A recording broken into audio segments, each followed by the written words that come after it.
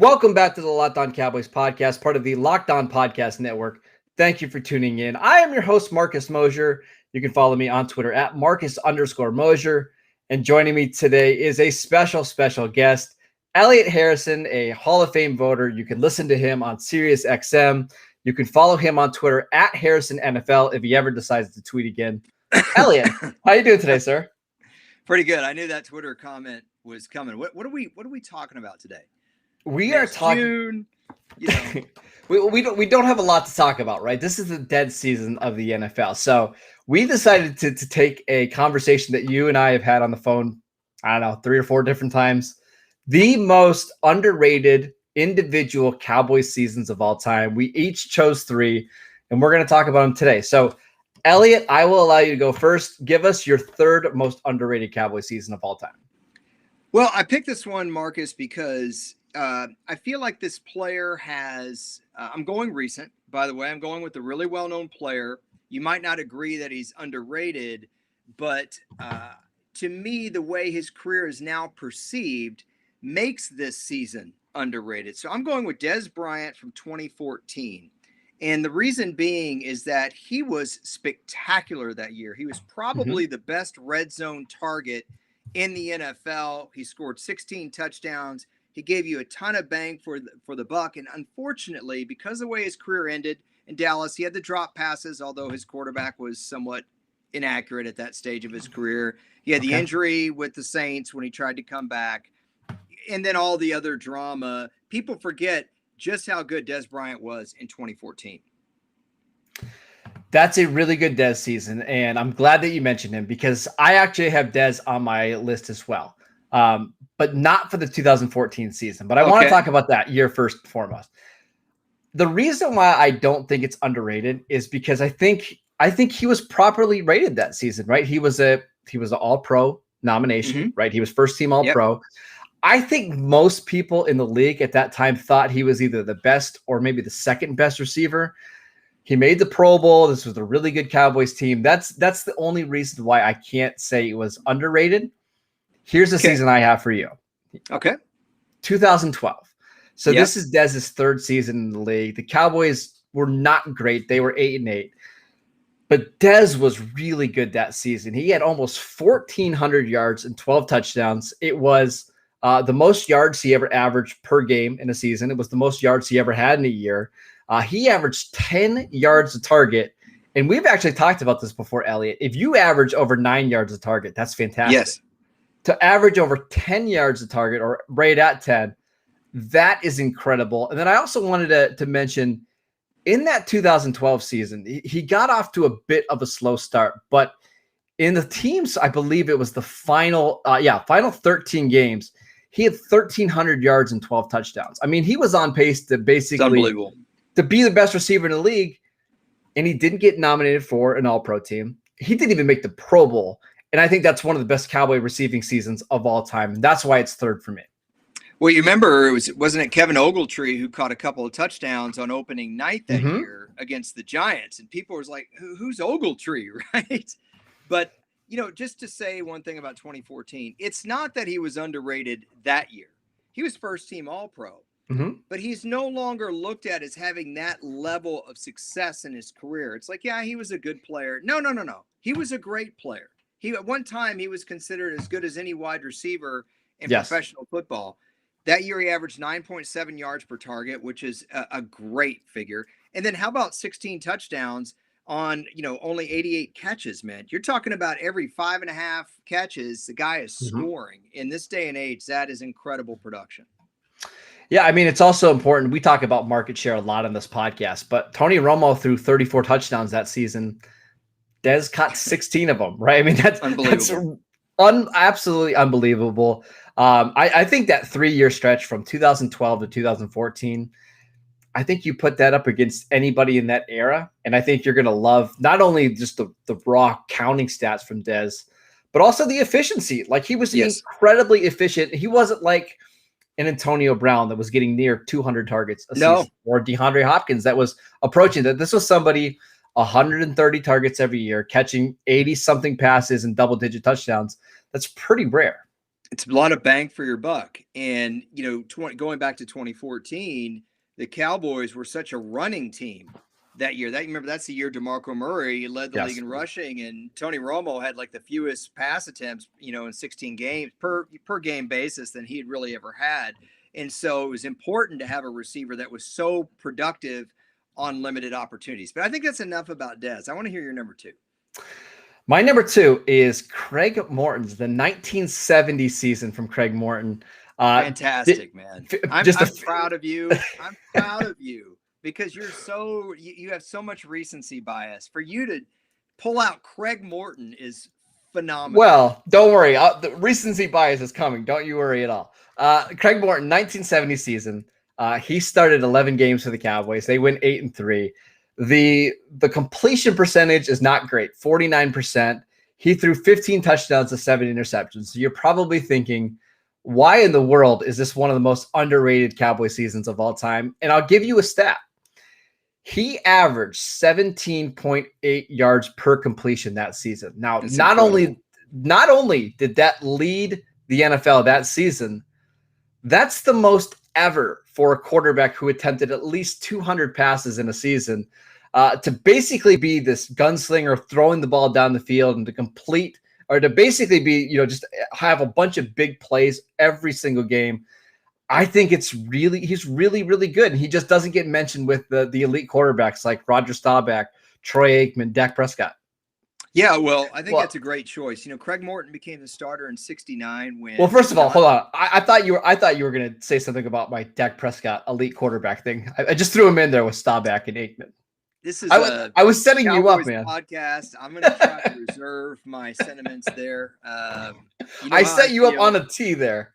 We got to tap it a little bit there. A little too much anointing going on there. Or as Bill Parcells used to say, don't take the cheese. There you go. But here's the thing. Craig Morton became the starter in '69 when Don Meredith abruptly retired at 30 years old after coming off 3 Pro Bowl years. Up until Troy Aikman, Craig Morton was the only first-round draft pick the Cowboys ever spent on a quarterback, which is pretty remarkable. He played out of Cal. And similar to Aaron Rodgers, he had to wait his turn, another Cal quarterback. The other thing about Morton, you said 15-7 touchdown interception ratio. That's over 2-1. In that era, that's phenomenal. That's phenomenal because you mentioned the yards per completion. Well, Marcus, if you're averaging that many yards per completion, right, that means you're throwing the ball down the field. Mm-hmm. The guys today, it's a 2-yard dump to Tony Pollard. You don't have any risk of interceptions that way. But when you're throwing intermediate and deep routes, you're going to throw more picks. So to only throw 7 the whole year is pretty great. Yeah, I mean, the other thing about Morton just in general is I think he's just an underrated Cowboys player. Like he played 10 years for Dallas. The team was really good when he played 32-14-1 as a starter. Yeah. The passer rating for that era, 75.6. It doesn't sound great, but when you go back and you look at what the average quarterback was doing back then, it's pretty good. So I really admire that Craig Morton season. I'm curious to hear your number two, though. Well, my number two, I'm going to go to the defensive side of the ball. I'm going to go with a well-known Cowboy, but I don't think this is not as much for Cowboy fans as it is for national media. Okay. Everson Walls has not he's gotten a sniff for the Hall of Fame. On his last year of eligibility, before he goes to the senior pool, he had a chance. Didn't happen for him, so now he's in that senior pool where you can only get one guy out of a group of 200 names. And you saw what happened with Drew Pearson with that. It's really tough. 1982, the NFL players went on strike. They only played 9 games. Everson Walls picked off 7 passes in 9 games. This was after picking off 11 passes in 16 games and then picking off Joe Montana twice in the NFC Championship. So teams knew we kind of need to stay away from this kid from Grambling. So in 1982, he comes back. I mean, Marcus, 7 interceptions in 9 games is incredible. But if you combine the 2 years, Everson Walls picked off 18 balls in 25 games. That's insane. It's incredible. That's insane. I mean, how many years have we seen where the Cowboys haven't even gotten 18 interceptions as a team for the year?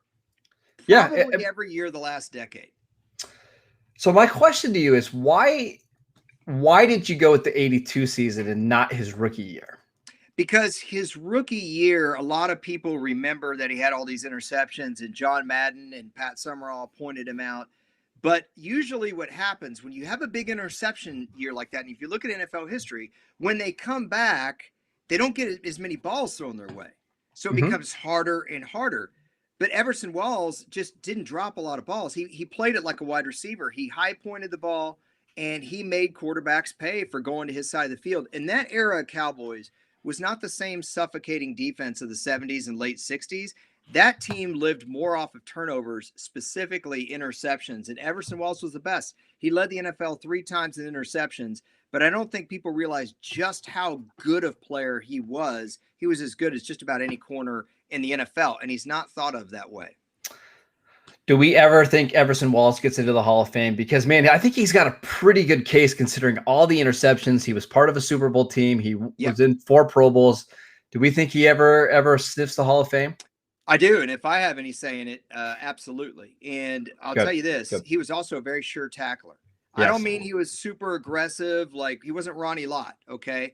But in fact, Super Bowl 25, he saved the game for the Giants with a sweet open field tackle of Thurman Thomas. Now, Cowboys fans did not want to see him in a Giants uniform, right? But Everson Walls could play. He's got over 50 career interceptions. He's the only corner to lead the NFL in interceptions 3 times. Ed Reed's the only player to do that. And by the way, Ed Reed moonwalked into the Hall of Fame. Yes, so that's my second underrated individual season. All right, so I want to bring up an Everson Walls stat for you because it's going to be important to my number 1. Okay. During his rookie season, he had 133 interception yards on 11 interceptions. Just want you to remember that. Because my number 1 player, the most underrated Cowboys season of all time, is Sean Lee from 2011. Now, wow, okay, it's interesting. Yeah, well, 2013. The Cowboys defense was awful that year. They actually set records for being the worst defense in NFL history that season. Most yards per game allowed, I think. Yes, most yards per game allowed. But it wasn't due to the fault of Sean Lee. He actually missed a fairly significant amount of time that season. There was 10 games in which he started and finished. There were 6 others where he either didn't play or had to leave the game early. Right. In the 10 games that he played, the Cowboys defense allowed 23 points per game. Now, that's not great, but you can win games giving up 23 points a game. Especially with their offense. In the 6 games that he didn't play, they averaged they gave up almost 34 points per game. So you're talking an 11-point difference for one single player. Now, I know you can't say it's completely all Sean Lee's responsibility, and that's why the defense got bad, but if you were a Cowboy fan and you watched Sean Lee, like in the early 2000s, you know there was a big drop-off when Lee wasn't on the field. Another reason why I think that Sean Lee season is really interesting, in the 10 games that he played, he had 4 interceptions, okay? He led the NFL in interception yards that season on 4 interceptions with 174. I did not know that. Yeah, that is absolutely incredible for a linebacker. And it wasn't like he had one of these 99-yard interception returns that kind of, inflated the stats. It just seemed like every time that he got an interception, he made a big play. I think this was Sean Lee at the absolute peak of his powers. Did not get a Pro Bowl nomination, did not get an All-Pro nomination, didn't even get a single vote for the All-Pro team. And yet I think this was the best season of his career. He happened to miss the 2014 season. He tore his ACL. So I don't think we ever really got to see him kind of return to that level of play. But I think the version of Sean Lee that we saw in 2013 was some of the best linebacker play I've ever seen in the NFL. Well, I think he did end up coming back and making first team All-Pro in 2016. But he wasn't the same player. Like there was a pretty clear drop off between what we saw in 2013. Well, I think what he was doing in 2016 was relying on his experience to be able to diagnose plays and get there faster. He was so good at getting depth. I still remember when he picked off Peyton Manning, I think twice. Lucas Oil when he was a rookie. He could get depth. He was sure-handed. And when you run, underneath those routes and you pick it off as a linebacker, we saw it with Derek Brooks in the Super Bowl, you're able to run, if you're aggressive about it. And Sean Lee could do that And I love that. I think that's really what we're trying to accomplish here, right? I mean, Sean Lee, yes, we know he was a good player, but again, he might have been the best inside backer in football that year, or certainly in the conversation. I want to give you one more stat on Sean Lee. From 2010 Okay. to 2013, he led all linebackers in interceptions, and I think that's surprising to a lot of people because it's not like this is the most athletic guy in coverage. It's not somebody you think of that should be, dominating tight ends and finding soft spots in the zone, but he did. He was just absolutely incredible on defense. It's a shame that we didn't get to see him more play at that level. Yeah, and 4 interceptions in a full season is fantastic for an inside backer. There really aren't that many linebackers in NFL history that could consistently do that.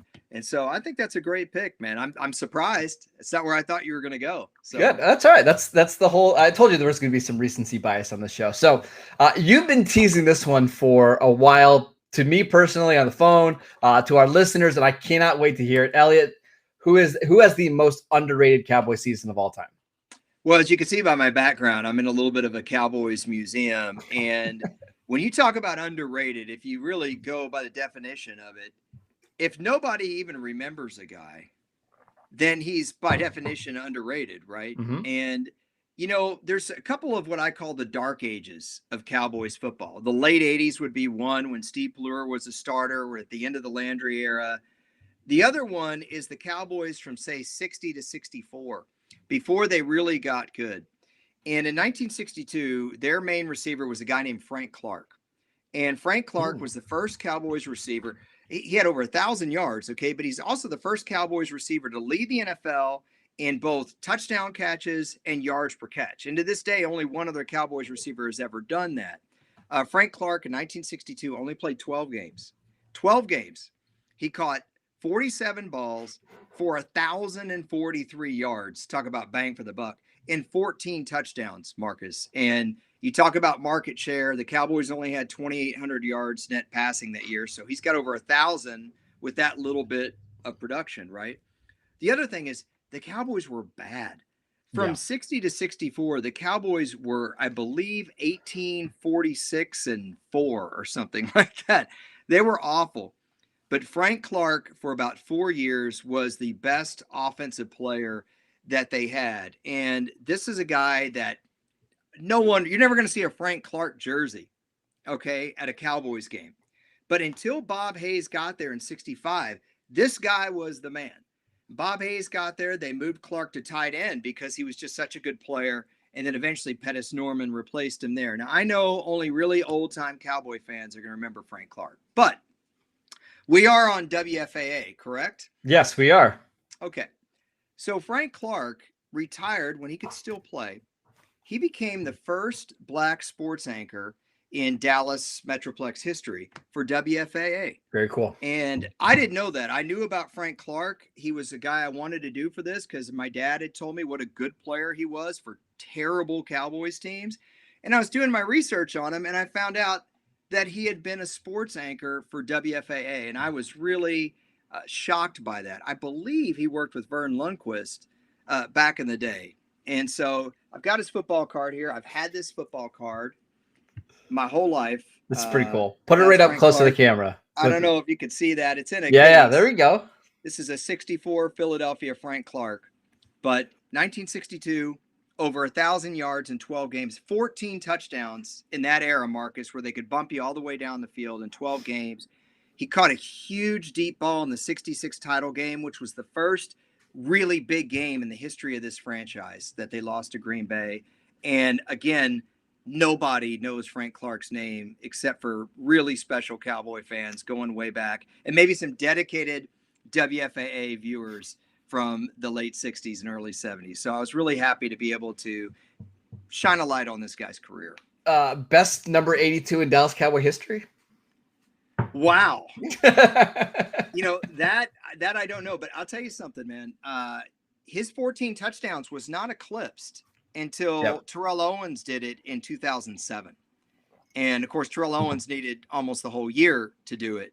And then of course, Des Bryant had the 16 that we just talked about earlier in the pod, but 14 touchdowns in 12 games in an era where they can chuck you all the way down the field, in an era where the Cowboys absolutely stunk and their offensive line was really bad. That's why Don Meredith always got hit all the time. I don't know. I just think it's really special production. He did get named to All-Pro 2 years later, but didn't make the Pro Bowl team. So that's incredible. Yeah. He didn't even have enough respect around the league, I guess. So truly underrated Frank Clark. So from 1961 to 1963, he caught 33 touchdowns on 131 receptions. That is absolutely insane. I mean, that is just incredible. During that 3-year stretch, averaged over 21 yards per catch. Just absolutely incredible. So that's why we have every 4 catches. You know, just awesome. So yeah, 33 touchdowns in 40 games. Pretty cool. That's why we have you on the show, Elliot, to bring back some of this old Cowboys knowledge that we don't want to get lost in just Pro Football Reference. So we want to dig it out. We want to tell stories. That's why we have Elliot Harrison on the show.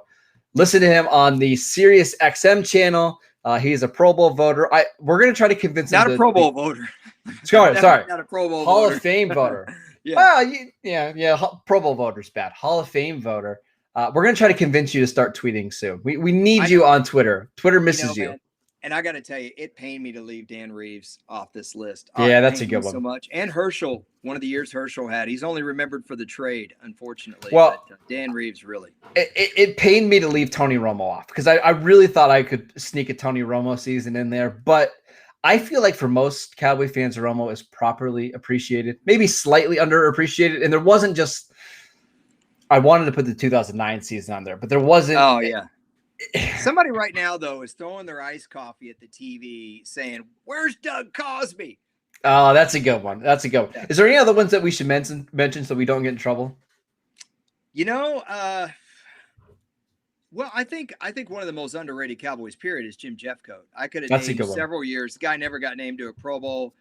Poor Greg Ellis only gets remembered for being drafted instead of Randy for Moss. Not being Randy Moss, right? That's all it is, not being Randy Moss. Like, who is Randy Moss? I tell you one last one. The Cowboys' famous offensive line of the early 90s, right? The Great Wall of Dallas. The year they won their first Super Bowl, the highest graded offensive lineman on that team was none of the guys you think of. It was John Giesick, who ended up with the Redskins and was a really good player. And nobody remembers John Giesick. But I figured you'd get mad at me if I put a guard on here. No, I thought, yeah, that's fine. I thought you were going to mention Mark Stepnowski, but that's fine. No. Yeah. I have his hair right now. Yeah, you do have his hair. An Erie, PA native. I just thought I should mention that. Sweet. We're going to have you back on the show because we're going to have to talk about just most underrated Cowboys, like throughout their entire career. You mentioned Greg Ellis. That's a really good one. I've got a couple others that I want to talk to you about. Okay. We'll have to have you back sometime this summer if you're free. Okay. Sounds good. All right, guys. You can follow Elliot on Twitter at Harrison NFL. Again, check him out on SiriusXM. You can check me out at Marcus_Mosher. Continue to download the podcast, Apple Podcasts, Spotify, wherever you get your podcasts. We're on YouTube. We're on WFAA. You guys know where to find us. And we'll see you guys next time.